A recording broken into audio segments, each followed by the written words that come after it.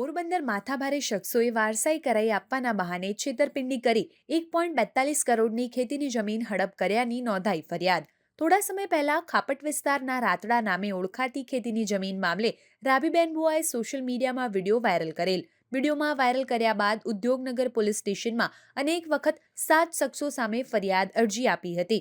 પોલીસે માથાભારે શખ્સો સામે કાર્યવાહી નહીં કરતા મહિલાએ બીજી વખત સોશિયલ મીડિયામાં આપઘાત કરવાની વાત કરતો વિડીયો વાયરલ કરેલ. આજે ઉદ્યોગનગર પોલીસે 7 જેટલા મોટા માથાઓ સામે ફરિયાદ અરજીના પગલે એફઆઈઆર નોંધી.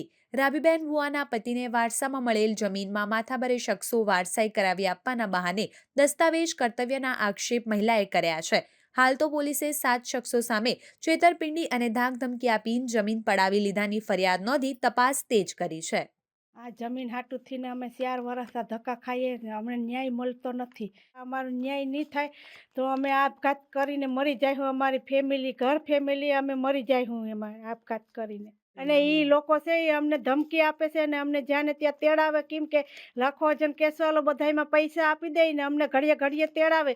એ લોકોને ત્યાં કંઈ પૂછપારછ કરે નહીં ને એ લોકોને પૂછાય નહીં કંઈ ને અમને હેરાન કરે રાખે.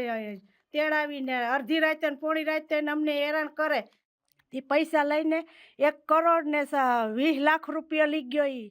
એક પૈસો પણ અમને આપ્યો નથી ને હજી ધમકીઓ આપે કે જઈએ અમે કામે કાજે તો અમને ધમકી આપે કે તમને મારી નાખવા, તમે કંઈ કરો એટલે તમને મારી નાખવા. કે